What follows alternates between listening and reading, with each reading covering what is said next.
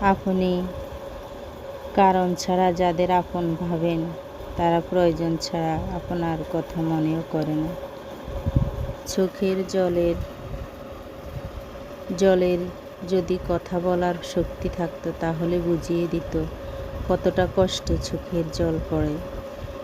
কারো দুঃখ নিয়ে কখনো ব্যঙ্গ করো না। কেউ জানে না কে কী কষ্টের মধ্যে বেঁচে আছে।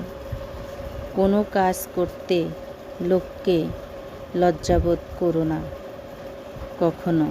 তোমার সংসার তোমাকেই চালাতে হবে, সেটা সৎ পথেই চালাতে হবে।